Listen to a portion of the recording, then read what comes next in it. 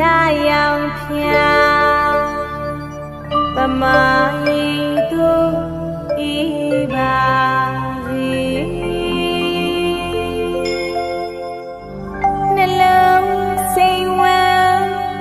လူငြိမ်းချမ်းကြာပန်းမုဒ္ဒရာဖြစ်ပါစေ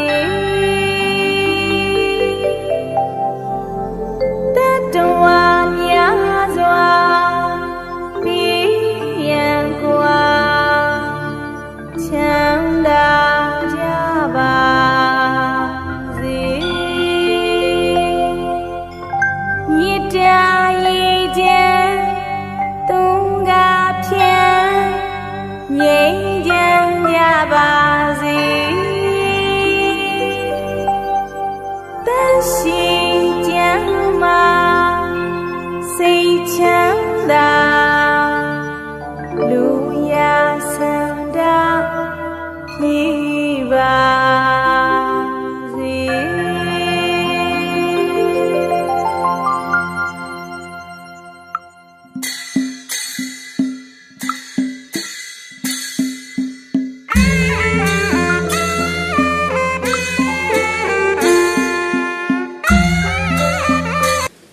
သာသနာတော်နှစ်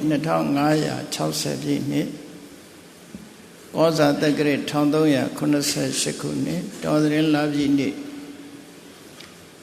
2016ခုနှစ်စက်တင်ဘာလ16ရက်စကိုင်းတိုင်းဒေသကြီးစကိုင်းမြို့ပိုးရန်ရမြို့တော်ခမ်းမကြီးတွင်ဆင်ကျင်းပပြုလုပ်အပ်သည့်ဓမ္မပူဇာအထူးဓမ္မသဘင်အခမ်းအနား၌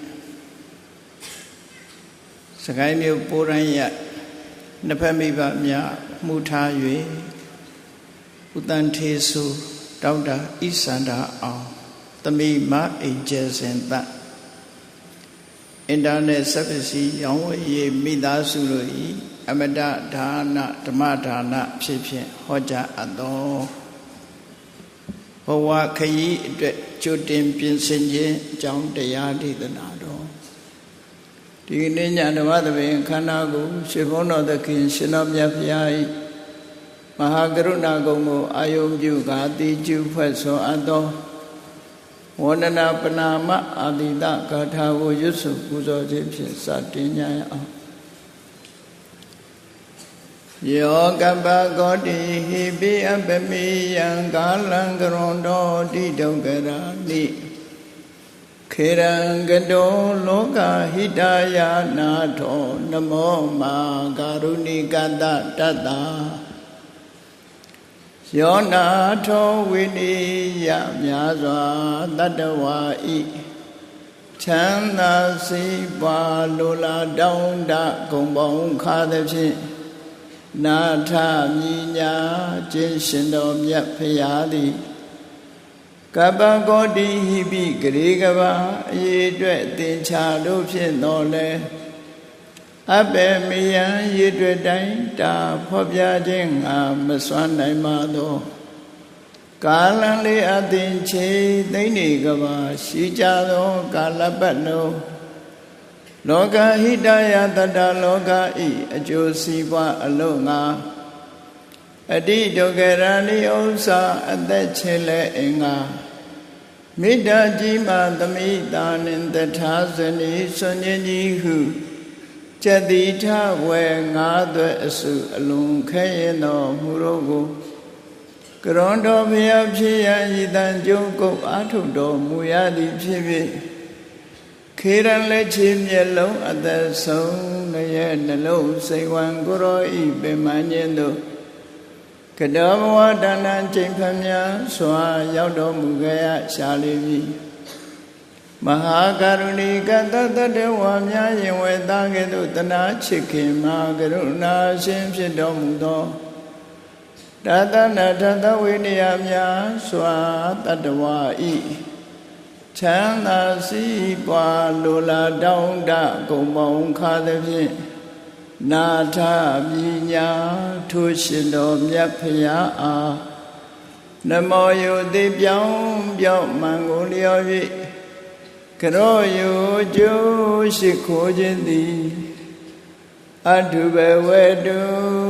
စင်စစ်မသွေဖြစ်ပါစေတည်း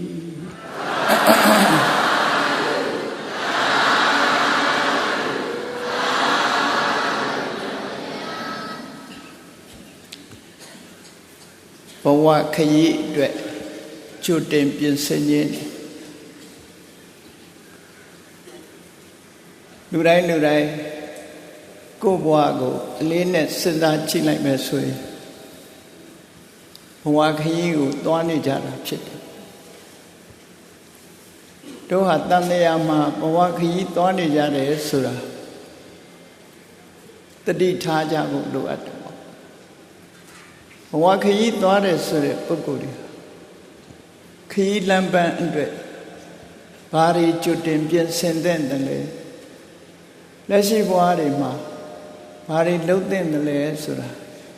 အလေးနဲ့စဉ်းကျင်စဉ်းစားကြည့်ကြလူတိုင်းဟာစဉ်းကျင်စဉ်းစားမိချင်မှမိကြ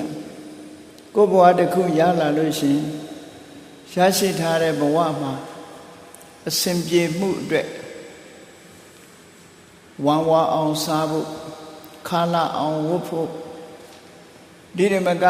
စီပါဥစ္စာတွေတိုးတက်ပြီးတော့လူရဝင်ဖို့သို့မဟုတ်လူတွေထဲမှာဂုဏ်ရှိတရေရှိနေနိုင်ဖို့ဆိုပြီးတော့လောကလူတွေဟာကြိုးစားနေကြသူတို့ဖြင့်ဒီကနေ့ခေတ်မှာလူလာဖြစ်ကြတဲ့ပုဂ္ဂိုလ်တွေဘဝခရီးမှာရှင်သန်မှုအတွက်အသက်မွေးဝမ်းကြောင်းပညာရက်တွေကိုငယ်စဉ်တောင်ကြီးကလေးဘဝကသင်ယူနေကြမနေမနာပင်ပန်းပန်းနဲ့ကျောင်းပြည်ကျူရှင်ပြည်ကျောင်းဆိုတာလို့ကလေးတငယ်တွေရဲ့ဘဝဟာပျော်ဖို့ဆိုတာအချိန်မရလိုက်ဘူးလက်ရှိဘဝလေးအတွက်ကြိုးစားနေကြတာလို့ဖြေထုတ်ကြည့်မယ်ဆိုရင်ခုရထားတဲ့ဘဝလေးအတွက်လုပ်နေကြတဲ့အလုပ်တွေကများကြတယ်ပေါ့ကိုယ်လည်းအပြန်အလှန်ဆင်ញင်သုံးသပ်ကြည့်ဖို့လိုတယ်ငါတို့လုပ်နေတဲ့အလုပ်တွေဟာဒီဘဝအတွက်ဝမ်းဝါဖို့လားခါလာဖို့လားဘဝမှာဆင်ပြေဖို့လုပ်နေတာလားဆိုတာကိုအလေးနဲ့ထားပြီးတော့ဆင်ញင်စဉ်းစားကြည့်သင်ယူရတဲ့ပညာတွေဟာကြေးကြီးပေးပြီးတော့သင်ယူကြရတယ်ထို့သောအဲ့ဒီသင်ယူတဲ့ပညာရက်တွေဟာဒီကနေ့ခေတ်မှာဆိုရင်လွဲချော်မှုတွေကိုများစွာဖြစ်စေပြီးကြာပန်းလောက်ကင်စားတော့ရတဲ့ပုဂ္ဂိုလ်တွေကများလာအသက်အရွယ်ရောက်လာလို့အခြေအနေပေးတာကိုကြည့်ပြီးတော့ဘဝဝမ်းဝါဖို့ခါလာဖို့ဆိုတာလူတွေကကြိုးစားနေကြကိုသင်ထားတဲ့ပညာနဲ့လောက်ကင်စားတော့ချင်မှစားတော့ကြတယ်သင်ထားတဲ့ပညာကတခြားလောက်ကင်စားတော့တာတွေကတခြားလို့လွဲမှားနေတယ်ဆိုတာတတိပြုမိကြပါလိမ့်အဲ့တော့ဒီဘဝမှာတောင်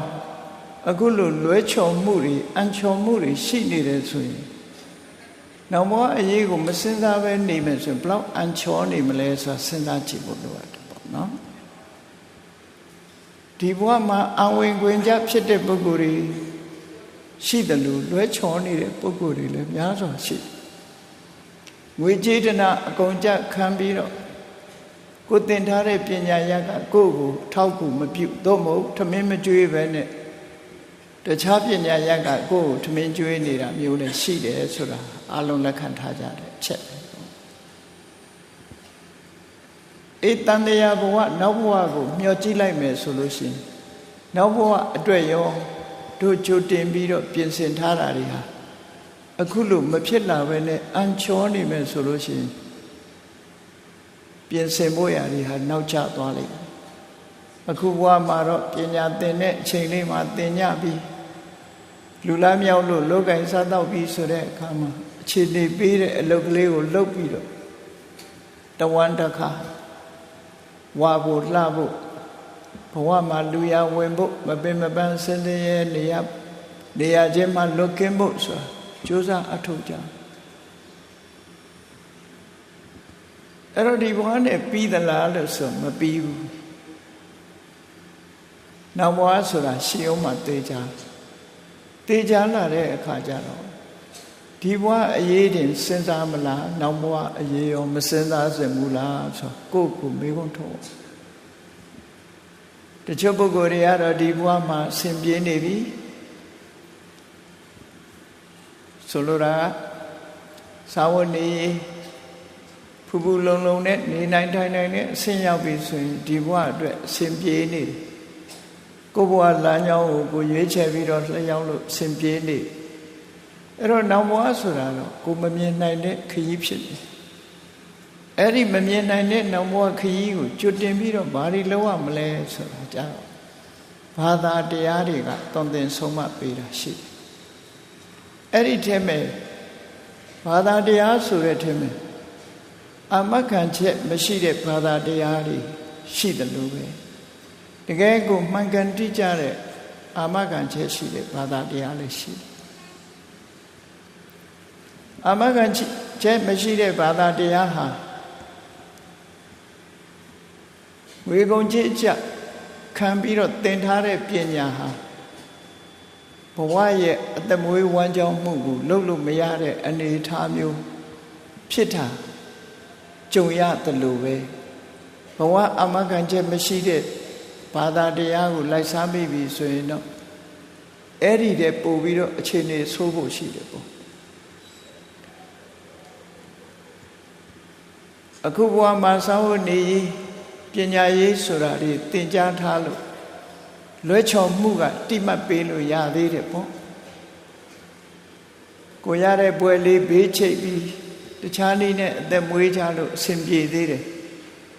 နောက်ဘဝမှာလွဲချော်သွားပြီဆိုရင်ကတော့တွေးကြည့်ဝန်းစရာအကြောင်းမရှိဘူးပေါ့ဒါကြောင့်မို့လို့ဘဝခရီးအတွက်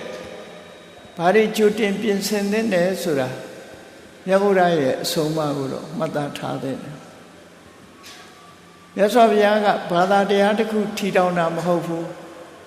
တရားတွေကိုတကူတော်နဲ့မားတဲ့ဘုရားလည်းမဟုတ်ဘူးဆုံးမတဲ့ဘုရားသာဖြစ်တယ်ပညာပေးတဲ့ဘုရားသာဖြစ်တယ်အသိပညာသင်ပေးသည့်အတွက်ကြောင့်ဆုံးမဩဝါဒပေးလို့မြတ်စွာဘုရားဆုံးမတိုင်းလိုက်နာဆောင်ရွက်ခြင်းဟာ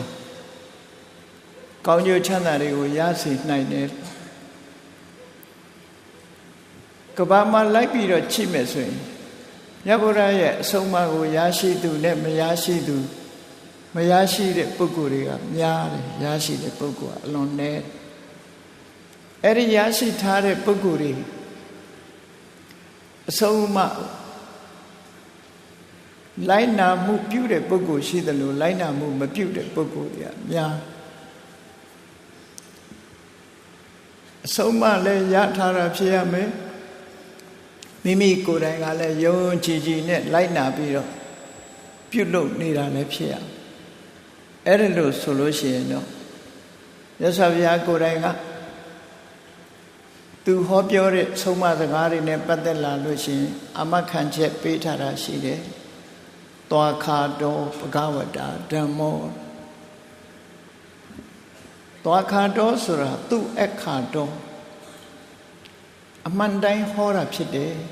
အကြောင်းနဲ့အကျိုးနဲ့အကောင်းနဲ့အဆိုးနဲ့ခွဲခြားပြီးတော့အရှိကိုအရှိတိုင်းအမှန်ကိုအမှန်တိုင်းလောက်ကြံဖန်တီးမှုတွေမပါဘဲနဲ့လောကရဲ့သဘာဝဖြစ်စဉ်ကြီးတစ်ခုကိုမြတ်စွာဘုရားဟောကြားဆုံးမှာဘာသာတရားတိုင်းသွားခါတဖြစ်သလားလို့ဆိုမဖြစ်ဘူးသွားခါတမဖြစ်ရင်ဒုရခါတလို့ခေါ်တယ်ပြောထားတဲ့အတိုင်းမဖြစ်ရင်လွဲချော်မှုလို့ဆိုလိုတယ်ပေါ့ပြောရင်ပြောတဲ့အတိုင်းဖြစ်မှသွားခါတလွဲချော်မှုတွေဖြစ်သွားလို့ရှိရင်တော့ဒုရခါတအဲ့တော့လောကမှာဆုံးမဩဝါဒတွေပေးပြီးတော့လွဲချော်မှုဖြစ်တဲ့ဘာသာတရားကပိုများတယ်ဟောရင်ဟောတဲ့အတိုင်းလိုက်နာရင်လိုက်နာတဲ့အတိုင်းအကျိုးကိုဖြစ်ထွန်းစေတဲ့ဘာသာတရားဟာအလွန်ရှားပါတယ်သူတို့ပြောအဲ့တော့မှန်ကန်တဲ့ဆုံးမသွန်သင်ချက်တွေကိုလိုက်နာကျင့်သုံးကြသို့တော့မှန်တယ်မမှန်ဘူးဆိုတာဘာနဲ့တိုင်းတာကြရမှာလဲ လောကလူသားတွေဟာတိုင်းတာနိုင်တဲ့အသိဉာဏ်မျိုးမရှိဘူးဆိုရင်ဘာနဲ့တိုင်းတာကြမလဲအေးမြတ်စွာဘုရားကတိုင်းတာတာလေးတစ်ခုတော့ပေးထားတယ်အလုပ်တစ်ခုဟာကိုယ့်အတွက်ထိခိုက်နေနာမှုလည်းမဖြစ်ဘူး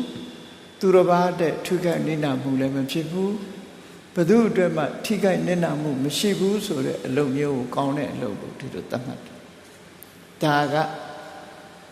မဆုံးဖြတ်နိုင်တဲ့ပုဂ္ဂိုလ်တွေအတွက်ဆုံးဖြတ်ချက်ပေးတဲ့သဘောနောက်တစ်ခုကအလုပ်တစ်ခုဟာကိုလုပ်ပြီးရင်စိတ်ပူနေရတဲ့အလုပ်ဆိုရင်မကောင်းတဲ့အလုပ်လို့သတ်မှတ်တယ်နော်လုပ်တော့လုပ်လိုက်တယ်လုပ်ပြီးရင်စိတ်ပူရတယ်နောက်ဆုံးမှာလူတော်လူကောင်းတစ်ယောက်ကပွဲရမှာတခုလုပ်လိုက်တယ်လူသိမှစိုးတယ်စိတ်ပူတယ်သူမဟုတ်တာလှုပ်ထားတာတွေကိုလူသိမှစိုးတယ်လူကြီးတွေသိမှစိုးတယ်မိဘတွေသိမှစိုးတယ်ဆွေမျိုးတွေသိမှစိုးတယ်အဲ့ဒါစိတ်ပူရတဲ့အလုပ်တွေပဲ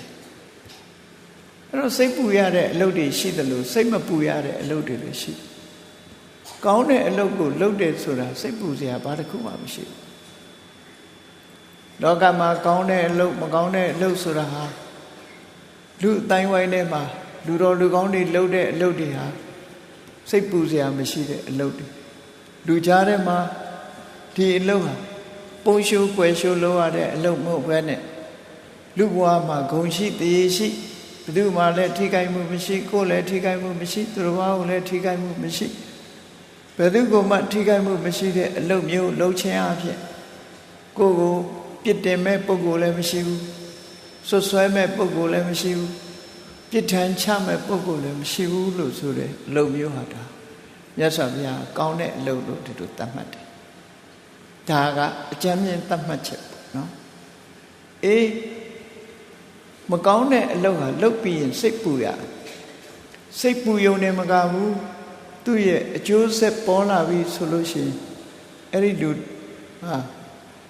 စင်စင်ရဲရဲနဲ့ကြိတ်မိတ်ပြီးခံစားရတယ်ဆိုအတိတ်ပဲဆိုပါစို့လူတယောက်ဟာနိုင်ငံတနိုင်ငံရဲ့စီကံဥပဒေတွေတရားဥပဒေတိုင်းမလိုက်တာပဲနဲ့ရာဇဝမှုမြောက်တဲ့အလုပ်တစ်ခုကိုလုပ်တယ်လုပ်ပြီးလာတာနဲ့တပြိုင်နက်အဲ့ဒီလူဟာစိတ်ပူနေရပြီဘယ်နေ့ပြဖမ်းခံရမလဲဘယ်နေ့ပြဆွဲခံရမလဲစိတ်ပူနေရတယ်ဟုတ်ပြီတကယ်ဖမ်းခံလိုက်ရပြီပြစ်ဒဏ်ချလိုက်ပြီဆိုလို့ရှိရင်တော့ပြစ်ဒဏ်မှာပါတဲ့ပြစ်မှုတွေကိုခံစားရတဲ့အချိန်အလုံးကိုနာကျင်တဲ့အပြစ်တွေကိုခံစားလောကမှာလည်းပဲလောကဝိသလို့ခေါ်တဲ့တကယ်လူတွေလက်တွေ့ခံစားရတဲ့အပြစ်တွေဆိုတာရှိတာအပြစ်မျိုးတွေဟာလူတွေခံစားကြရတာရှိအဲ့ဒါတွေကိုကြည့်မယ်ဆိုရင်လုပ်ပြီးရင်စိတ်ပူရတယ်စိတ်ပူပြီးလို့ရှိရင်ပြစ်မှုတံပြစ်ဒဏ်ကိုခံရပြီဆိုလို့ရှိရင်ဆင်းရဲကြီးစွာခံရတယ်ဆိုရအလုပ်ဟာမကောင်းတဲ့အလုပ်မလုပ်သင့်တဲ့အလုပ်လို့ဒီလိုသတ်မှတ်တာပေါ့အဲ့တော့မြတ်စွာဘုရားကကောင်းတဲ့အလုပ်မကောင်းတဲ့အလုပ်ကိုခွဲခြားဟောတဲ့အခါမှာအဲ့ဒီစံနဲ့သတ်မှတ်ပြီးတော့ဟောဒါဖြင့်ကောင်းတဲ့အလုပ်ဆိုတာဘာတော့လုပ်ပြီးရင်လဲဝမ်းသာနေရဥပမာမဲ့လူမှုရေးအလုပ်တွေလုပ်တယ်အများကောင်းစားရေးလုပ်တယ်နော်မိဘကိုပြုစုလုပ်ကြွေးတယ်ရရွာအကျိုးတိုင်းပြည်အကျိုးတည်ဖို့ဆောင်ရွက်တယ်ကိုတက်နိုင်တဲ့မြတ်ကောင်းတဲ့အလုပ်တွေမှာပါဝင်ဆောင်ရွက်တယ်လူတွေတန်းတယ်ဥပုသ်ဆောင်တယ်အဲ့ဒါအတွက်စိတ်ပူရတာရှိလားလို့ဆိုဘယ်တော့မှစိတ်မပူရအဲ့ဒီလှုပ်ထားခြင်းဟာပုံရှိုးကွယ်ရှိုးလုပ်ရတာမဟုတ်ဘဲနဲ့လူထဲမှာတက်နောက်တက်တယ်နဲ့နေထိုင်ပြီးတော့ဂုဏ်ရှိတည်ရှိနေနိုင်တဲ့အလုပ်မျိုးစိတ်ပူရတာမရှိဘူးသူ့ရဲ့အကျိုးပေါ်ထွန်းလာတဲ့အခါမှာလည်းပဲအဲ့ဒီလောက်ရရဲ့အကျိုးကိုခံစားရတဲ့အခါမှာဒီတယ်မကတဲ့ချမ်းသာဒုက္ခမျိုးနဲ့တွေ့ကြုံခံစားရတယ်လို့ဆိုအဲ့ဒါမျိုးကြတော့ကောင်းတဲ့အလုပ်ကိုသတ်မှတ်တယ်အဲ့ဒီကောင်းမကောင်းနှစ်ခုကိုကြိုက်မကြိုက်နဲ့ဆုံးဖြတ်တာမဟုတ်ဘဲနဲ့ စိတ်ပူရတာနဲ့စိတ်မပူရတာအကျိုးရတဲ့အခါမှာဆင်းရဲတာနဲ့ချမ်းသာတာအဲ့ဒီစံနဲ့မြတ်စွာဘုရားသတ်မှတ်ပြီးတော့ဟောတာမလုံတင်တာနဲ့လုံတင်တာကိုခွဲခြားပြီးတော့အခုလိုဟောကြားတာပဲဖြစ်တယ်အဲ့တော့ဘာသာတရားတစ်ခုမှာရှင်းရှင်းလင်းလင်းပြတ်ပြတ်သားသားအဆုံးမဩဝါဒပေးတာဟာမြတ်ဗုဒ္ဓရဲ့အဆုံးအမဗုဒ္ဓဆိုတာဟာအလုံးသိကြတဲ့အတိုင်းပဲလူသားတွေကသူတော်ကောင်းတကယ်သူတော်ကောင်းပြောစရာအပြစ်မရှိတဲ့အရေးချင်းတွေနဲ့ပြည့်စုံတဲ့သူတော်ကောင်းတူဦးသားလည်းဖြစ်တယ်။ကောင်းကင်ဘုံကလာတဲ့တကုရှင်ကြီးမဟုတ်ဘူး။လူနဲ့တိုက်ရိုက်ဆက်သွယ်လို့မရတဲ့ပုဂ္ဂိုလ်မဟုတ်ဘူး။ဗုဒ္ဓဟာလူသားတွေကတကယ်ပညာရှိသူတော်ကောင်းကြီးပဲဖြစ်တယ်။သူ့ရဲ့အဆုံးအမတွေကိုလိုက်နာတဲ့ပုဂ္ဂိုလ်တွေဟာချမ်းသာဒုက္ခတွေကိုရကြတယ်။လက်တွေ့ကြတဲ့အဆုံးအမမျိုးကိုဆုံးမသူဖြစ်တယ်အဲ့တော့ဒီကနေ့ခေတ်မှာလည်းပဲဘုန်းကြီးတို့တွေဟာကိုယ့်ရဲ့ကြီးပြီးကိုယ့်ရဲ့ပညာတတ်တဲ့ပုဂ္ဂိုလ်တွေရဲ့အဆုံးအမစကားကိုနားထောင်ပြီးတော့ဘဝခရီးသွားနေကြရတာပဲလေလူငယ်လူရွယ်တွေဆိုလို့ရှိရင်ရပ်မိရပ်ဖမိဘဆွေမျိုးယဟန်တန်ကပမာအနေနဲ့ပြောမယ်ဆိုရင်ကိုယ်ွယ်တဲ့ဆရာတော်ကြီးတွေရဲ့ဆုံးမဩဝါဒနဲ့ဒီလိုဖြတ်တန်းကြဘဝမှာယက်တည်နေကြအဲ့လိုဖြတ်တန်းခြင်းအဖြစ်ရာဇဝမှုပြစ်ဒဏ်တွေကလည်းကင်းလွတ်တယ်မကောင်းတဲ့အလုပ်တွေကလည်းကင်းလွတ်ပြီးတော့စိတ်ချမ်းသာကိုယ်ချမ်းသာဘဝခရီးကိုဖြတ်တန်းနိုင်ကြတယ်ဆိုတာလက်တွေ့ခံစားရတဲ့အကျိုးတစ်ခုပဲပေါ့အဲ့ဒါကိုမိမိတို့ဘဝမှာစံနမူထားပြီးတော့မြတ်စွာဘုရားသခင်ကိုရောမြတ်ကဓိတဲ့လေးနဲ့တဲ့လှုပ်တဲ့နာနဲ့မလှုပ်တဲ့နာကိုခွဲခြားပြီးတော့ဟောတာဟောတဲ့အတိုင်းဖြစ်တာကိုနေယနိကလို့ခေါ်တယ်မြတ်ဗုဒ္ဓရဲ့အဆုံးအမဟာနေယနိကလို့ခေါ်တယ်အေးလူတွေဆုတောင်းနေကြတဲ့ဗုဒ္ဓသာသနာစိရံတိဋ္ဌတုဆိုတာဖရာเจ้าကံတွေကိုပြောတာမဟုတ်ဘူးမြတ်ဗုဒ္ဓရဲ့အဆုံးအမတရားတွေကိုပြောတာသာသနာဆိုတာမြတ်ဗုဒ္ဓရဲ့အဆုံးအမတရားဆုံးမဆိုတာခုနပြောခဲ့တဲ့အချက်ဖရာဘယ်လိုဆုံးမကောင်းတဲ့အလုပ်နဲ့မကောင်းတဲ့အလုပ်ဒီနှစ်ခုခွဲခြားဆုံးမကောင်းတဲ့အလုပ်ဆိုတာလုပ်ပြီးရင်စိတ်ပူရတယ်အကျိုးပေါ်တဲ့အခါမှာစင်စင်ရဲရဲခံစားရတယ်ဟောတာမကောင်းတဲ့အလုပ်ကောင်းတဲ့အလုပ်ဆိုဒီမှာလုပ်ပြီးရင်စိတ်ပူရတာမရှိဘူးစိတ်နှလုံးအေးချမ်းတယ်တွေးမိတိုင်းဝမ်းသာစရာဖြစ်တယ်အကျိုးပေါ်လာတဲ့အခါမှာလဲဝမ်းမြောက်ဝမ်းသာစိတ်ချမ်းသာကိုယ်ချမ်းသာအကျိုးတရားကိုခံစားရတယ်ဒါကကောင်းတဲ့အလုပ်တော့ကောင်းတဲ့အလုပ်ဆိုတဲ့အလုပ်နှစ်ခုခွဲခြားပြီးတော့လုပ်တဲ့အလုပ်မလုပ်တဲ့အလုပ်လို့ဆိုပြီးဆောင်ရမှာနဲ့ရှောင်ရမှာဒီနှစ်ခုမြတ်စွာဘုရားအဓိကခွဲခြားပြီးတော့ဟောတာဖြစ်တယ်ကိုသားကိုသမီးကိုရဲ့မိတ်ဆွေတွေကိုရဲ့ငယ်ရွယ်သူတွေကိုမိဘတွေလူကြီးသူမတွေကဆုံးမရင်ဒါမလုံးနဲ့ဒါလုံးဒီလိုပဲဆုံးမကြတာဖြစ်တယ်ဒီလမ်းမသွားနဲ့ဟိုလမ်းသွားဒီလိုမပြောနဲ့ဟိုလိုပြောဆိုပြီးရှောင်ရမှနဲ့ဆောင်ရမှနှစ်ခုအဓိကထားပြီးဆုံးမအဲ့ဒါလို့တိမှတ်ပေးတဲ့အတိုင်းလမ်းကြောင်းမှန်မှန်နဲ့ရှောင်လန်းသွားတဲ့ပုဂ္ဂိုလ်တွေဟာလောကမှာတင့်တော်တင့်တဲ့အောင်မြင်ကြီးပွားပြီးကိုချမ်းသာမှုစိတ်ချမ်းသာမှုတွေနဲ့ဘဝခရီးကိုဖြတ်တန်းသွားနိုင်တယ်ဆိုတာတော်တော်များများလောကမှာကိုယ်တွေ့ရရှိခံစားနိုင်ကြတာဖြစ်တယ်ပေါ့အဲ့တော့ဒီဘဝမှာတည်းမဲ့ဒီလိုအခြေအနေတွေရှိတော့မြတ်စွာဘုရားရဲ့အဆုံးအမတရားတွေကသွားခါတော့မှန်မှန်ကန်ကန်ဟောထားတာဖြစ်လို့ယုံကြည်ရတယ်စိတ်ချရတယ်ဒါဘုရားက guarantee ပေးတာလောကလူတွေကပစ္စည်းလေးတစ်ခုဝယ်တော့မှ guarantee ရှိမှဝယ်တာလေ guarantee ရှိရအာမခံချက်ရှိရတယ်မြတ်စွာဘုရားကသူဟောပြောဆုံးမတာကိုရှေးဥစွာ guarantee ပေးတာပါသွက်ခါတော့ဘဂဝတဓမ္မောငါဟောတဲ့တရားမှန်ကန်တယ်လို့ဆိုတာ guarantee ပေးလိုက်တာ အဲ့တော့မှန်တော့မှန်နေကိုယ်တိုင်လုပ်လို့ကိုယ်တိုင်သိလဲခွင့်ရှိသလားကိုယ်တိုင်သိခွင့်ရှိသလားဆိုပါစို့ကောင်းကင်ဘုံကဖရာဆိုတာကိုယ်တိုင်သိခွင့်ရှိတာလို့ဆို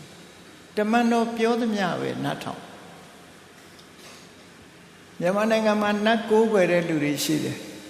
အဲ့ဒီနတ်နဲ့မင်းဘယ်နှခါတွေ့တော့မေးကြည့်ပါကိုယ်တိုင်ရောနတ်ပူဇော်ပတ်တာရင်နတ်ကကိုယ်စီဘယ်နှခါတွေ့ရကိုယ်နဲ့ဘယ်နှခါနတ်ကတော့ပြောတာပဲလိုက်လုပ်ကြရတယ်လေနတ်ကတော့နဲ့ပဲတွေ့ဂျားခံပုဂ္ဂိုလ်ရှိဂျားခံပုဂ္ဂိုလ်ပြောသမျှနဲ့ရှင်းနိုင်ရတယ်ဘုရားရဲ့အဆုံးအမဆိုတာဂျားခံမဟုတ်ဘူးကိုယ်တိုင်သိရှိနိုင်တယ်ကိုယ်တိုင်လုပ်ရင်ကိုယ်တိုင်သိတယ်တန်ဋိဋ္ဌိကောဆိုတာအဲ့ဒါပြော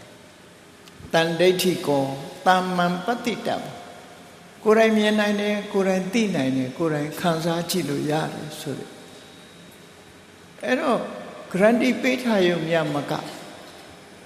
ကိုယ်တိုင်သိရှိခွင့်ရှိတဲ့အရာဟာဘလောက်ကျေနပ်စရာရှိလူပြေကနတ်ပဲဖြစ်ဖြစ်ကောင်းကင်ဘုံကပဲနတ်ပဲဖြစ်ဖြစ်နတ်ကိုးကွယ်သူတွေတပန်းရှုံးနေတာဘာတော့ဆိုလို့ရှိရင်တမန်တော်မှတစ်ဆက်ကောင်းကင်ဘုံကနတ်ဆိုရင်တမန်တော်မှတစ်ဆက်လူပြေကနတ်ဆိုလို့ရှိရင်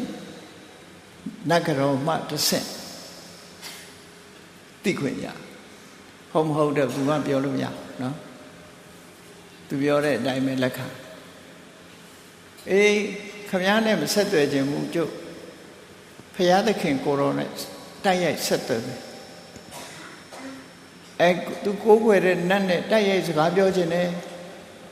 လူချင်းစကားပြောခြင်းတယ်လီဖုန်းလေးပေးလိုက်ပါဆိုရင်ပြောလို့ရမှာလေနတ်နဲ့စကားပြောခြင်းတယ်လီဖုန်းလေးပေးလိုက်စမ်းပါလို့ပြောလို့ရမှာမဟုတ်တွေ့ရင်နတ်ကတော်နဲ့ပဲတွေ့မှာပဲအဲ့တော့တိုက်ရိုက်ဆက်သွယ်ခွင့်မရတဲ့ဟာတောင်မှလူတွေကယုံကြည်ပြီးလိုက်လုံနေကြသေးတာပဲမြတ်စွာဘုရားရဲ့အဆုံးအမတရားတော်တွေဟာအဲ့ဒါမျိုးမဟုတ်ဘူးကိုယ်တွေ့သိရှိနိုင်တယ်ကိုကြိုက်မှလုပ်လို့ရတယ်ပြောမယ်ဆိုရင် independent တကယ်လွတ်လပ်တယ်ကိုဆုံးဖြတ်လို့ရတယ်ကိုပေါ်မှာမူတည်တယ်အဲ့ဒါလို့တမလွတ်လပ်တယ်သူတော်ကပြောတဲ့အပေါ်မှာမိခိုးနေရလောကမှာလူတယောက်စားစရာမရှိဘူးဆိုရင်အလုံးရှင်မျက်နှာကြည့်ပြီးတော့မိခိုးနေရတဲ့ဘဝဟာဘလောက်ဆိုးလဲစဉ်းစားကြည့်သူမျက်နှာကြည့်ပြီးထမင်းစားရတယ်ဆိုတာမျိုးဘလောက်အောက်တန်းနောက်တန်းကြကိုဆုံးဖြတ်နိုင်တယ်ကိုလုံနိုင်တယ်ကိုအသိနဲ့ကိုဉာဏ်နဲ့ကိုစွမ်းအားနဲ့ဆိုရင်ဘလောက်ကြည်နူးစရာကောင်းအဲ့တော့မြတ်စွာဘုရားရဲ့အဆုံးအမတရားတော်တွေဆိုတာဘယ်သူမျက်နှာမှကြည့်စရာမလိုဘူး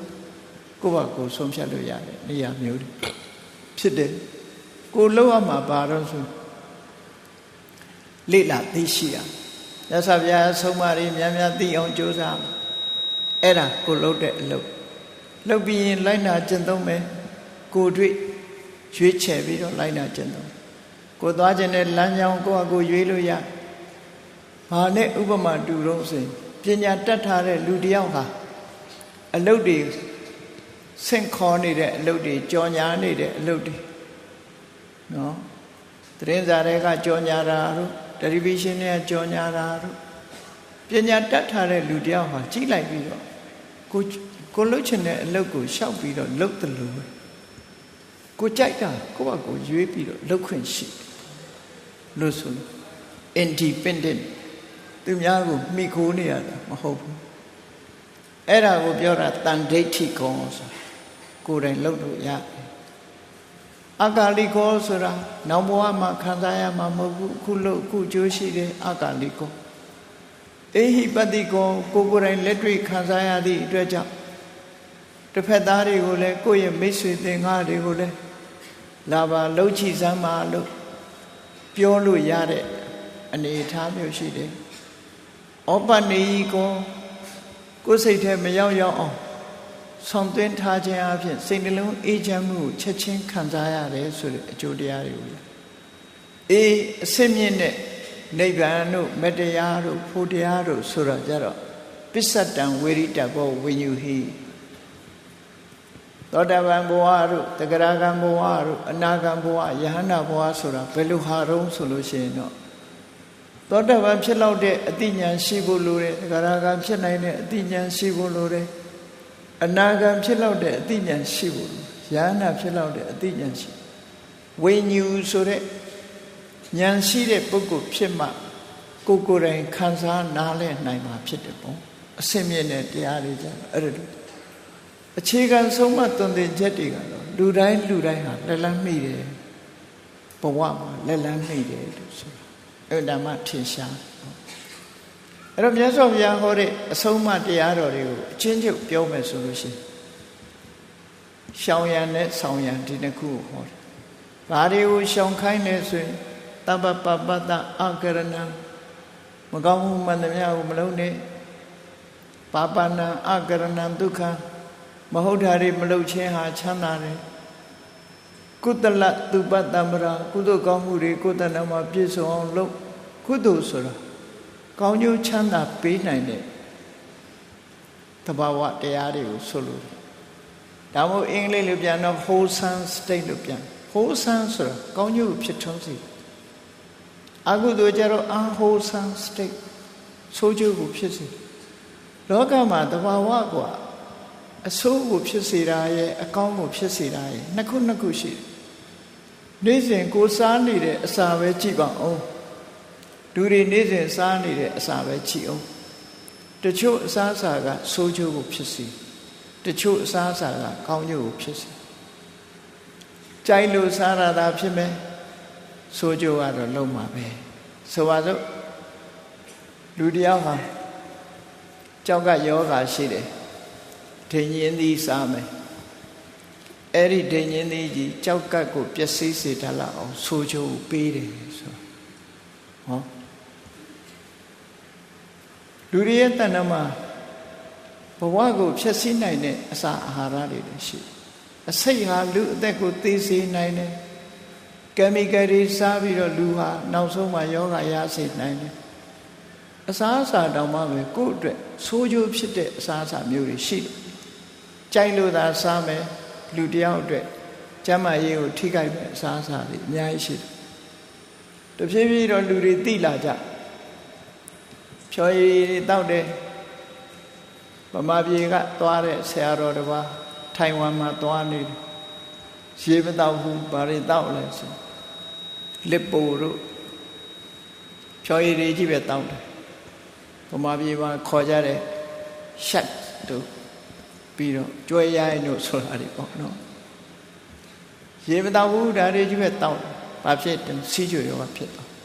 နောက်ဘုန်းကစီးကြွယောဂနဲ့ပြန်တော်မူသွားဒါအစာဟာလူကိုအကျိုးမပြုဘူးလို့ဒီလိုဆိုလို့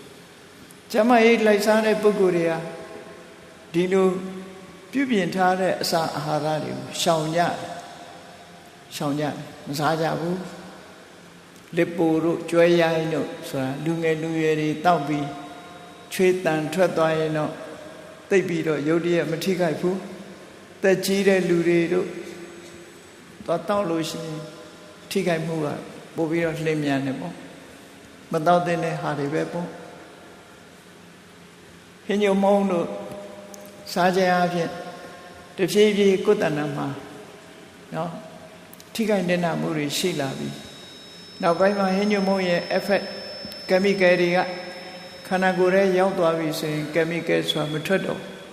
တဖြည်းဖြည်းစုသွားပြီးဒုက္ခပေးနိုင်တဲ့အဆင့်ရောက်တဲ့အခါမှာစတင်ပြီးတော့ဒုက္ခပေးတော့တယ်သွေးတို့ရှိတဲ့လူသွေးတက်တယ်နော်စီကြိုယောဂရှိတဲ့ပုဂ္ဂိုလ်တွေစီကြိုမထိန်နိုင်ဘူးဖြစ်လာတယ်ဟောနှလုံးယောဂဖြစ်လာတယ်ဆိုတာတွေဟာတချို့ဟာတွေကအစားအစာတွေကြောင့်ဖြစ်တာပေါ့အဲ့တော့အစာတောင်မှပဲရှောင်ရမယ့်အစာစားရမယ့်အစာနှစ်မျိုးရှိတယ်လို့ပဲကိုယ့်ရဲ့စိတ်ရဲ့အစာဖြစ်တဲ့အာယုန်တွေဟာလည်းပဲရှောင်ရမယ့်ဟာရှိတယ်ဆိုတော့မလုပ်ရမယ့်ဟာရှိတယ်လုပ်ရမယ့်ဟာရှိထို့တူပဲမြတ်စွာဘုရားကတပ္ပပပတ္တအကရဏံအကုသိုလ်မှန်သမျှမလုပ်နဲ့ဆိုတာလုပ်ရင်သူကတဖြည်းဖြည်းဒုက္ခရောက်မှာအစိတ်လိုသဘောကုသလတုပတမရာကုသိုလ်တရားတွေကိုယ်တဏ္ဍမှာဖြစ်အောင်လုပ်ရင်တဖြည်းဖြည်းဟာသူက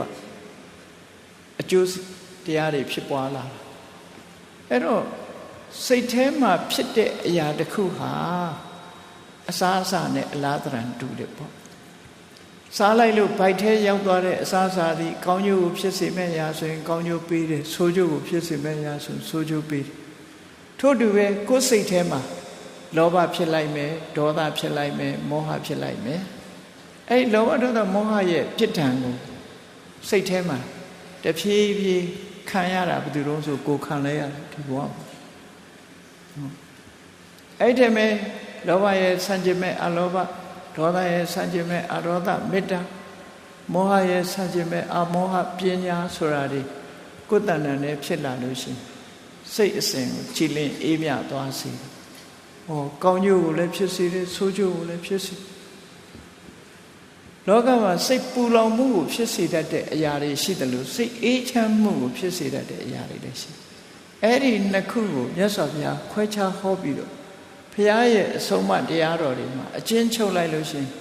အကုသိုလ်မှန်သမျှရှောင်ကျင်ခြင်းနဲ့ကုသိုလ်မှန်သမျှပြည့်စုံအောင်လုပ်ခြင်းဒီနှစ်ခုပဲရှိအကျဉ်းချုပ်လိုက်လို့ရှိရင်ဒီနှစ်ခုပဲဟောတယ်မြတ်စွာဘုရားအဲ့ဒီဟောထားတဲ့အဆုံးအမတရားအတိုင်းကိုယ်ဘဝမှာအသုံးချပြီးတော့ဘဝခရီးကိုဖြတ်သန်းမှုလို့တယ်ပေါ့ဘဝခရီးအတွက်လူတွေဟာဒီဘဝနဲ့မပြီးသေးဘူးမပြီးသေးတော့ကိုမမြင်ရတဲ့နောက်ဘဝခရီးအတွက်ကျွတ်တင်ဘယ်လိုပြင်ဆင်မလဲဘာတွေနဲ့ကျွတ်တင်ပြင်ဆင်မလဲဆိုတာသိထားဖို့လိုအပ်တယ်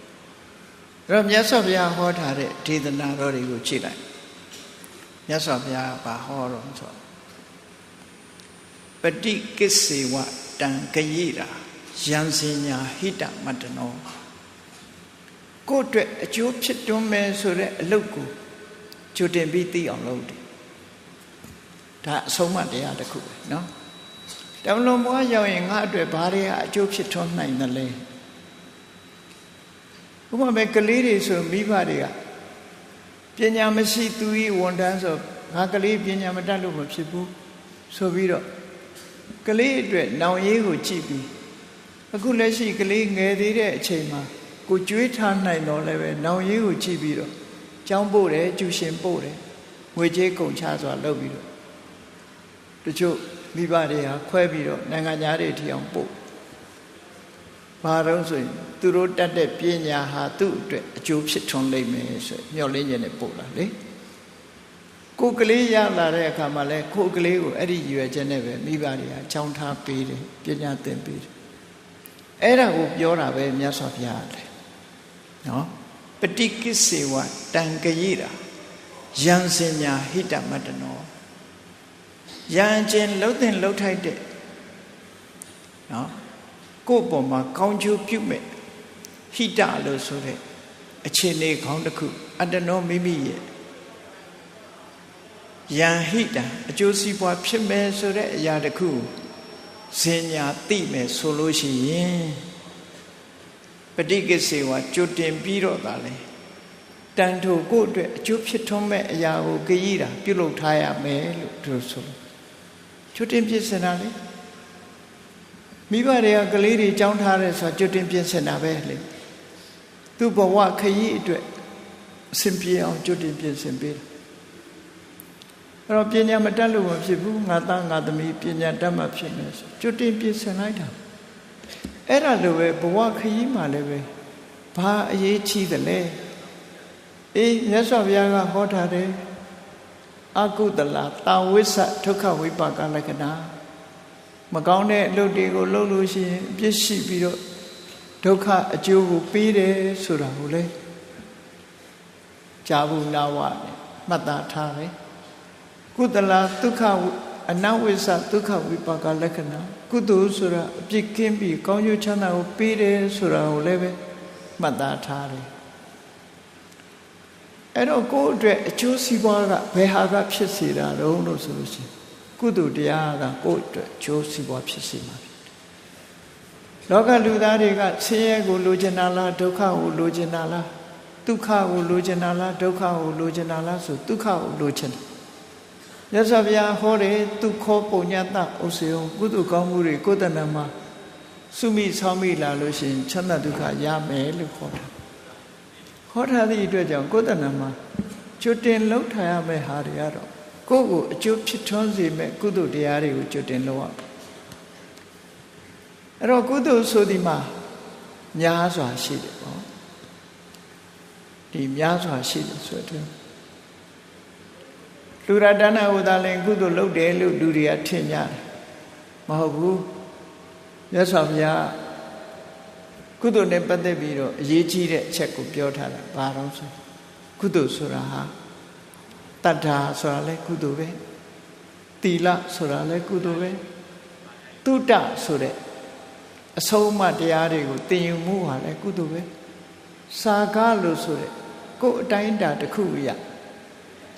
လူမှုတမ်းမှုရေရောမှုပိကံမှုဆိုတာတွေလည်းကုသိုလ်ပဲပညာအကြောင်းနဲ့အကျိုးကောင်းတဲ့ဆိုလို့တင်တာနဲ့မလို့တင်တာခွဲခြားပြီးတော့သိတဲ့ပညာဒါလည်းကုသိုလ်အဲ့ဒါတွေကိုယ်တဏ္ဍာမှာပြည့်စုံအောင်လုပ်လို့ပြောတာလောကလူတွေကတော့အလှူဒန်းကြီးလှူမှကုသိုလ်လုပ်တယ်လို့ထင်တယ်သီလဆောက်တည်တာတို့ကျတော့သိကုသိုလ်လုပ်တယ်လို့မထင်ဘူးเนาะအဲ့တော့ဒီကိုယ်တဏ္ဍာမှာအသိပညာတွေရအောင်လုပ်နေတာလည်းကုသိုလ်ပဲချိလိုက်မယ်ဆိုရင်တတ္တာတဲ့သီလတဲ့တုဒ္ဒစာကပညာအဲ့ဒီတရားတွေကကုသိုလ်တွေကြီးပဲကောကိုယ်တဏ္ဍာမှာရှိရမယ့်ကုသိုလ်တတ္တသီလတုဒ္ဒစာကပညာတရားဆိုတာဘာလို့အဓိကကတော့မြတ်စွာဘုရားရဲ့အတိညာဏ်ကိုယုံကြည်တာတရားအတိညာဏ်ကိုယုံကြည်သဖြင့်ဘုရားဆုံးမကိုလက်ခံတာလက်ခံခြင်းကြောင့်မကောင်းတာတွေကိုရှောင်ပြီးကောင်းတာတွေကိုလိုက်နာကျင့်သုံးတယ်ဟောတာတရားကံကံဤကျိုးလက်ခံတဲ့တရားဟောအဲ့ဒီတရားတရားကိုအကြောင်းပြုပြီးတော့ကုသိုလ်တွေဖြစ်လာသီလတရားကိုအကြောင်းပြုပြီးကိုခြင်းတရားကောင်းအောင်နေတယ်နောက်ထိုတရားတရားခိုင်မြဲဖို့အတွက်ဘုရားဟောတဲ့အဆုံးအမတရားတွေများစွာသိအောင်သိဘူးတယ်လေ့လာတယ်သင်ယူတယ်မှတ်သားတယ်သုတ္တကိုနေ့စဉ်စားသုံးနေတဲ့ထဲကနေပြီးမြတ်တခွဲဝေပြီးတော့ဒါနချတယ်စာကအကြောင်းနဲ့အကျိုးအကောင်းနဲ့ဆုံးတဘာဝကြီးရဲ့မမြဲမှုတွေလောကကိုရှုမြင်သုံးသပ်တတ်တဲ့အသိပညာတွေအဲ့ဒါတွေသိဖို့အထောက်တာလဲပညာပဲကုသိုလ်ပဲလို့ဆိုအဲ့ဒီကုသိုလ်၅မျိုးဟာအမှန်တမ်းအရေးကြီးတဲ့ကုသိုလ်အဲ့ဒီကုသိုလ်၅မျိုးထဲမှာမြတ်စွာဘုရားကသီလံယာဝစရာတာထုကိုချင်းသီလဆိုတဲ့ကုသိုလ်ကောင်းမှုဟာကိုယ်တဏ္ဍာမှာငယ်စဉ်ကစပြီးတော့အိုမင်းသွားသည့်ထိအောင်ရှိနေရမယ့်အရာဒါကြောင့်မို့ရှေးတုန်းကမြန်မာစကားမှာ၅ပါးသီလကိုခါဝတ်ပစိုးကဲ့သို့မြဲစေရမယ်လို့ဆိုအဲ့ဒါပြောတယ်ပစိုးဆိုတာချွတ်နေလို့ရတဲ့ကိစ္စမဟုတ်ဘူးလေနော်အဲ့တော့အမြဲတမ်းဝတ်ထားရတဲ့အဝတ်လိုပဲသီလဆိုတာစောင့်ကျင်တဲ့အခါမှာစောင့်ရတာမျိုးမဟုတ်ဘူး၅ပါးသီလဆိုတာအဝတ်စားမပါလို့ရှိရင်မတင့်တယ်တယ်လို့ပဲကိုချင်းသီလမပါရင်မတင့်တယ်ဘူးဒါကြောင့်မို့လူအလဲကောင်မှတင့်တယ်မဲ့ကိုချင်းသီလဟာအမြဲတမ်းကိုယ်နဲ့မကွာရှိနေရမယ်ဆိုတဲ့ဒီကုသိုလ်ဟာအရေးကြီးဆုံးပဲကုသိုလ်တွေအဲ့ဒီထဲမှာနောက်ထပ်တတ္ထာတာဓုပဋိဋ္ဌိတာကုသိုလ်အလုံးကိုလမ်းဖွင့်ပေးနိုင်တဲ့ယုံကြည်ချက်အဲ့ဒီယုံကြည်ချက်ဆိုတဲ့တရားကိုယ်ရင်ထဲမှာအခိုင်အမာရှိနေပြီဆိုရင်ဒါနလည်းလုပ်ဖြစ်တယ်သီလလည်းစောင့်တည်ဖြစ်တယ်သမထကမ္မထာလည်းအထုတ်ဖြစ်တယ်ဆိုတဲ့ဉာဏ်နဲ့ကုသိုလ်တွေအတွက်သူကလမ်းဖွင့်ပေးတဲ့သဘောတရားသည်ကုခေစကားနဲ့ပြောမယ်ဆိုရင်မာစတာကီးပဲဘာနာတိုက်ကြီးကိုဖွင့်နိုင်တဲ့တော့ဟောတကယ်ကိုကိုယ့်ဘဝအတွက်ယရဏတိုက်ကြီးကိုဖွင့်နိုင်တဲ့တော့တစ်ချောင်းပိုင်တာနဲ့အလားတရာတူတယ်ပေါ့ရသော်ဘုရားကတော့တတ္ထာဘိသံတတ္ထိတာဝိတ္တံပုရိတတ္တတိဋ္ဌံတရားဟာမျိုးစေ့နဲ့တူတယ်လို့ရသော်ဘုရားဟောတယ်မျိုးစေ့ရှိမှအပင်ဆိုတာပေါက်တယ်မျိုးစေ့ရှိမှအပင်ပေါက်တယ်မျိုးစေ့ဟာလူတွေအတွက်အကောင်းဆုံးဥစ္စာဖြစ်တယ်တရားရှိမှဥစ္စာပစ္စည်းဆိုတာဘဝမှာပြည့်စုံတယ်ဟောဒီပုံစံကိုရသော်ဘုရားဟောတယ်နော်အဲ့တော့ဒီနေရာမှာတော့တတ္ထာတာဓုပဋိဋ္ဌိတာ ရှင်တဲ့နှလုံးထဲမှာတရားတရားအခိုင်အမာတည်ရှိနေပြီဆိုလို့ရှင်နော်ကုသိုလ်တရားတွေဟာလမ်းပွင့်နေကုသိုလ်တွေလုပ်ဖို့အတွက်ကိုယ်ထင်အခွင့်အလမ်းကြီးတစ်ခုကပွင့်အဲ့ဒါကြောင့်တရားဟာအမြဲရှိရနောက်တစ်ခုရှိရမယ်ဟာကတော့ယရနာတဖွဲအလေးမြတ်လောကလူတွေကလည်းပဲစိတ်နှကကလေးပန်းလာမှရွှေကလေးဝတ်ထားမှဘရက်ကလေးနဲ့ရွှေရောင်ကလေးဆင်ထားမှလူတွေကလည်းလူရဝင်တယ်လို့ယူဆကြတကယ်လူရဝင်ဖို့ကြတော့တကယ်ယရနာဆိုတာအသိပညာပဲဖြစ်တယ်ပေါ့ဒါကြောင့်မို့မြတ်စွာဘုရားကပညာနရဏယတပွဲနေပွဲထိုင်သွားတဲ့ပုဂ္ဂိုလ်ဟာနှခါဟောင်းလောင်းနဲ့သွားလို့အဆင်မပြေဘူးနော်လူထင်သေးမယ်ပေါ့လူတွေယူဆတာပြောပြတာပါတကယ်ကတော့လူအထင်သေးနိုင်တာကပညာဆိုတဲ့ယရနာကိုပိုင်ဆိုင်မှုမရှိဘူးဆိုရင်တော့လူလောကမှာထင်သေးမြင်သေးစရာဖြစ်တယ်ဒါကြောင့်မို့မြတ်စွာဘုရားပညာနရဏံယတနာပညာသည်လူသားတွေအတွက်တကယ်မျက်မျက်နှိုးနှိုးရှိရမယ်ယရနာတစ်မျိုးပဲဝတ်ဆင်ထားရင်လှတယ်လူတကာအထင်ကြီးမဲ့ဒီယရနာကဒီလိုဆိုလို့အဲ့ဒါတွေပြည့်စုံလုပ်ဖို့ဘဝခရီးအတွက်ကြိုတင်ပြင်ဆင်ရမယ်ဆိုတာဒါတွေလှုပ်ထားရမယ်လို့ဆိုလို့တယ်နော်ဒါတွေဟာကိုယ့်အတွက်အကျိုးရှိမဲ့အရာတွေဖြစ်လို့ကြိုတင်ပြင်ဆင်ထားတဲ့အဲ့ဒါကိုမြတ်စွာဘုရားပฏิကိစေဝတံခရိတာယံစညာဟိတမတ္တနောကိုယ့်အတွက်အကျိုးရှိမဲ့ဟာတွေကိုသိထားပြီးတော့ကြိုတင်ပြင်ဆင်ထားတဲ့အဲ့ဒါတွေနတာဂတိကစိန္ဒာယမန္တာဓီရောပရကမေတာဂတိကစိန္ဒာဆိုတာလှဲသမားရဲ့အတွေးမျိုးဘယ်တော့မှမတွေးနဲ့လှဲသမားဟာသူသွားမဲ့လမ်းကိုဘယ်တော့မှမကြည့်ဘူးသူကသူမောင်းသွားတာနော်လမ်းကောင်းလားလမ်းမကောင်းလားကြိုတင်ပြင်ဆင်မှုမရှိဘူးလို့ဆိုလိုတယ်ပေါ့လှဲသမားလို့အတွေးမျိုးမတွေးနဲ့တဲ့နော်သို့မဟုတ်လှဲသမားဟာလမ်းကြလို့ရှိရင်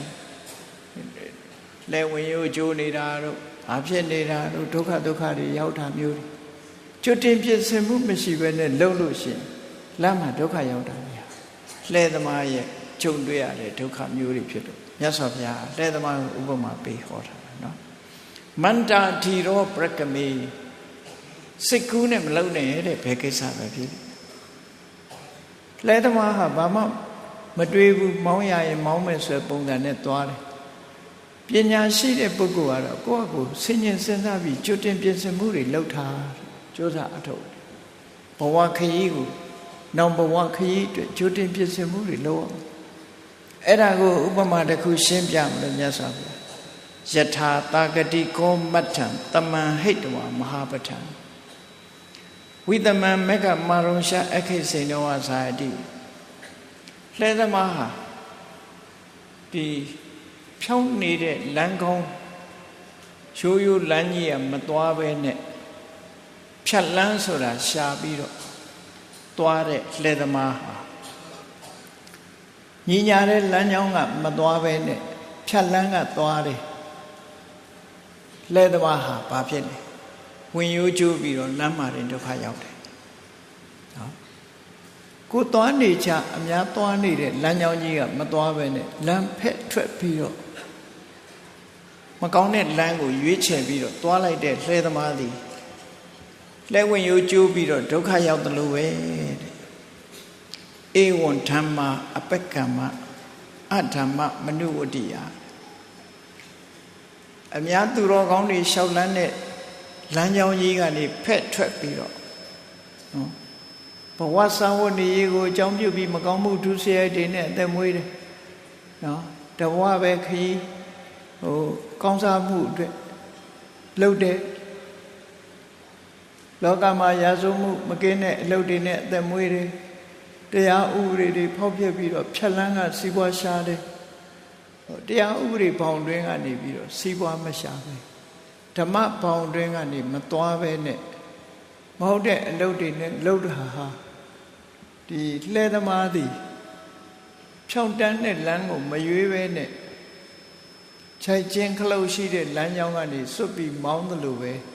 ဒုက္ခရောက်တယ်တဲ့ အဲ့ဒါကိုမြတ်စွာဘုရားဟောတာဧဝံဓမ္မာအပက္ခမဓမ္မလမ်းကြောင်းကြီးကနေထွက်ခွာပြီးတော့အဓမ္မမနုဝတ္တတိအဓမ္မလမ်းကြောင်းကိုရွေးချယ်ပြီးတော့ရှောက်ပြီးဆိုရင်နောက်ဘဝမရောက်သေးဘူးတဲ့မန္တောမစ္စုမုခံပတ္တောနောက်ဆုံးအချိန်ရောက်လာပြီနောက်ဆုံးအချိန်ရောက်လာပြီသေရတော့မဲ့အချိန်ရောက်လာပြီဆိုလို့ရှိရင်ပဲအခိတ်စိန်တော်ဝဇာယတိဝင်ရိုးကျိုးသွားတဲ့လှဲ့သမားရဲ့ကြံမိုက်မှုမျိုးဘာမှမတတ်နိုင်တော့ပဲနဲ့ဘဝခရီးမှာလက်မှန်ချပြီးတော့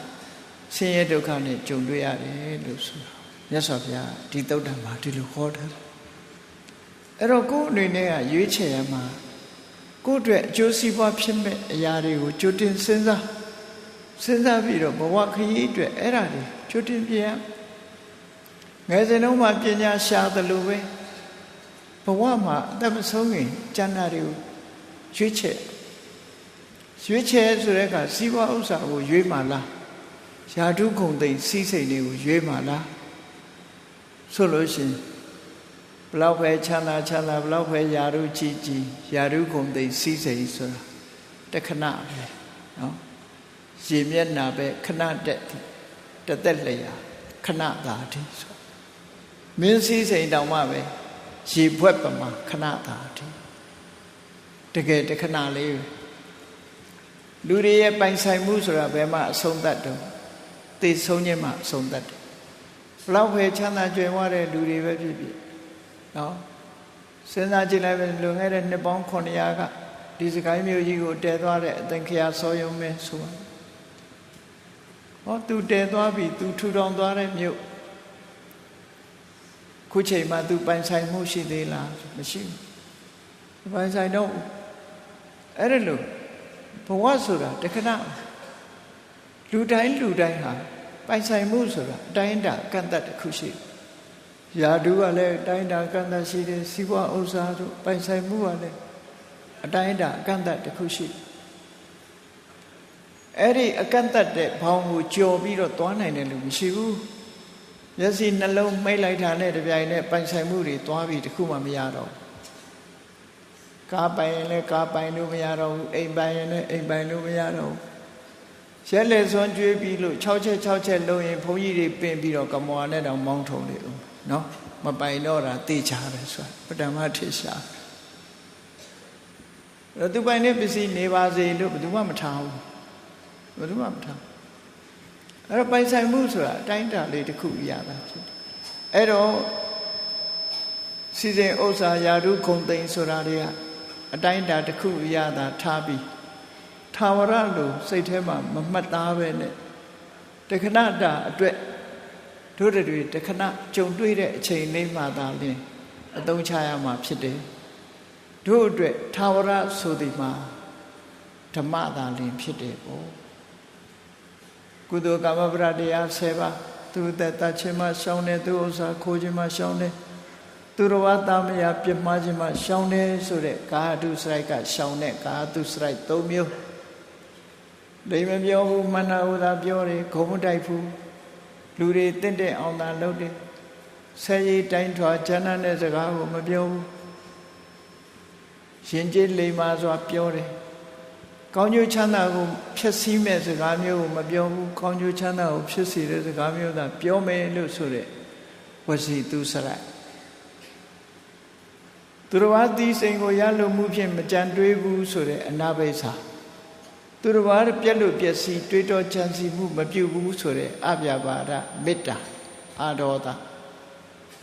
သမာဓိဋ္ဌိလို့ဆိုတဲ့ကံကံဤကျိုးလက်ခံယုံကြည်မှု responsibility ဟောကိုလှုပ်တာကိုနဲ့သာသက်ဆိုင်နေဆိုတဲ့မှန်ကန်တဲ့အတွေ့အမြင်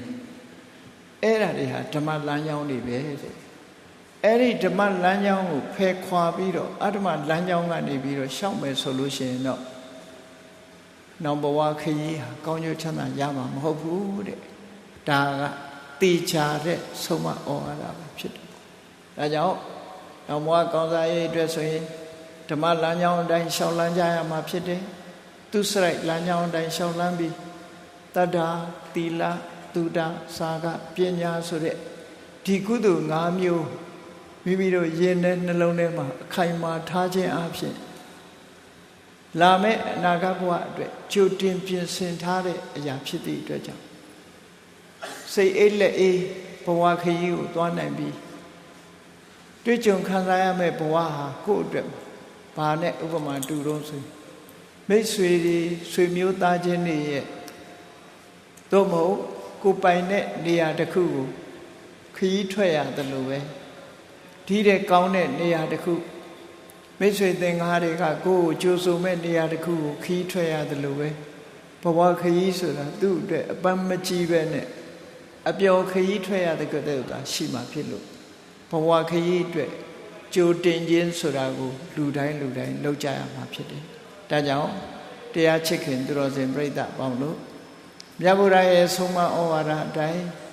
တို့တွေဟာဘဝခရီးအတွက်ကြိုတင်ပြင်ဆင်သောအဖြစ်ဒုစရိုက်တရားတို့ကိုရှောင်ရှားခြင်း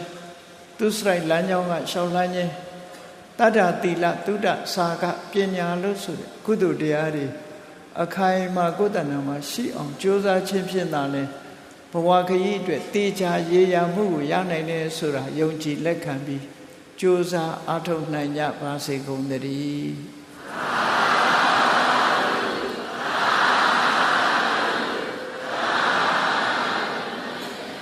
မေတ္တာပို့ရအောင်တတဝါများစွာဘေးရန်กว่าချမ်းသာကြပါစေတတဝါများစွာဘေးရန်กว่าချမ်းသာကြပါစေမေတ္တာရေချမ်းသုံးငါဖြံငြိမ်းချမ်းကြပါစေမေတ္တာရေချမ်းသုံးငါဖြံငြိမ်းချမ်းကြပါစေသက်ရှိချမ်းသာစိတ်ချမ်းသာတို့ရဆန္ဒပြည့်ပါစေသက်ရှိချမ်းသာစိတ်ချမ်းသာတို့ရဆန္ဒပြည့်ပါစေဓမ္မောတရံပိဝိတဝါနဝိတာတဗ္ဗေပတ္တမုဟတာအာဇရမရာတိတိဘာဝနိဗ္ဗာနံယန္တုတာရောဓမ္မောတရံလောဘဒေါသမောဟစိတ်တောက်ကင်းပြောင်းကြည်အေးတရားစေကိုပိဝိတဝါဝန္တာရှင်ပြတောက်ကြရနာကြရကုန်သောကြောင့်ဝိတာတဗ္ဗေပူဇာညစ်နှောင်ကိလေသာဆေရတောက်ဟုသမျှတို့သည်သမုဟတာပိဉ္ကြဘက်တွင်ရေမတင်တဲ့ကဲ့သို့ကင်းစင်လွင်ပြောင်းပေမရောက်အောင်ပဲဖြောင်းအကုန်သည်ဟောတုစင်စစ်မသွေဖြစ်ကြပါစေကုန်သတည်းအာဇရမရံအိုခြင်းလဲကွာနာခြင်းလဲကင်းသေးခြင်းလဲရှင်းထသော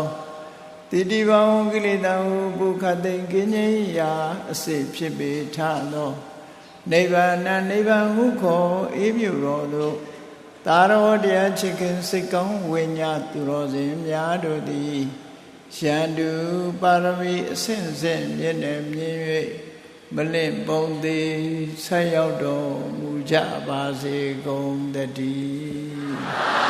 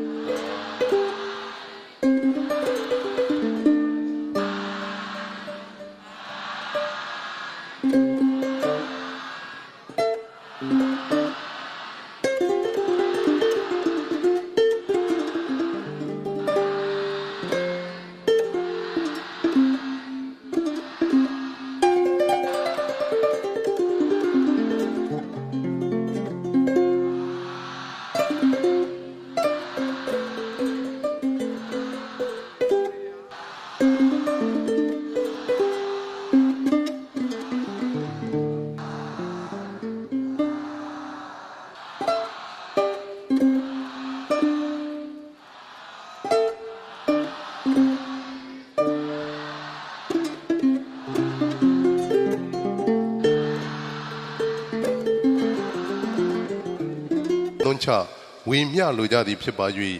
ရည်သက်ချတရားချင်းမြတ်တော်မူပါယံခြေတော်အစုံဥခိုက်၍ယူသေးစွာလျှောက်ထားအပ်ပါသည်ဖေဟာအလုံးစုကြရှင်ဖေယရာဒဝိတို့သည်ဓမ္မအသိဉာဏ်ရာရှိမသာလင်နိဗ္ဗာန်ချမ်းသာကိုမမောပြုနိုင်ပါသောကြောင့်ဓမ္မအသိဉာဏ်ရရှိစေရန်ရှိတန်ကြလျက်ဓမ္မတပင်ဆင်ခြင်းပါပြုလုပ်ကြ၍အမတဒါနာဓမ္မဒါနာတရားအလှူတော်ကိုပေးလူကြပါကုန်၏တရားတော်မြတ်ကိုရိုသေလေးမြတ်စွာအမတ်သားသာအာယုန်ထားလျက်သာကြားကြပါကုန်၏တရားတော်မြတ်ကိုသာတပ္ပဝတ္ထုစုစုတို့ဖြင့်ပူဇော်ကြပါကုန်၏ယနေ့ယခုအာထုပ်ပြုလုပ်ကြရသောတရားဟောရခြင်းဓမ္မဒေသနာတရားနာရခြင်းဓမ္မသဝနာတရားတော်ကိုပေးလူရခြင်းဓမ္မဒါနာတရားတော်ကိုပူဇော်ရခြင်းဓမ္မပူဇာကုသိုလ်စေရနာခြားပြားတို့သည်ဒုက္ခခတ်သိချုပ်ငြိမ်းရမံနိဗ္ဗာန်ဤအကြောင်းအထောက်ပံ့ဖြစ်ပါစေသာရှင်ဘုရားဤကောင်းမှုဤအဖို့ဘာကကိုအမိအဖအဖိုးအဖွာဆရာသမားမစ၍ကဘာသူကဘာသာလူနတ်မြမတတ္တဝါများတို့အားအမြအမြဝေငါပါကုန်၏ကုသိုလ်အမြကိုယ်စီရကြကုန်သည်ဖြစ်၍ကိုယ်စိတ်နှဖျားချမ်းသာကြသည်ဖြစ်ကြပါစေကုန်သတည်း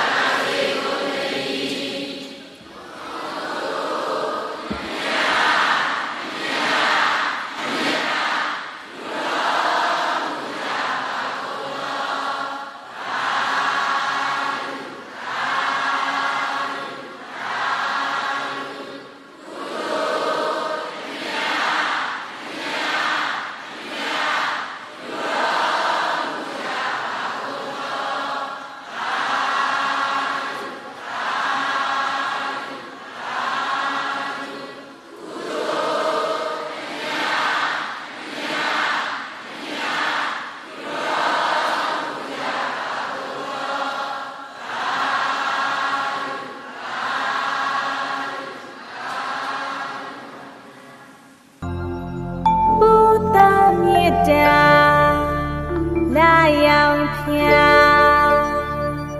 ပမာ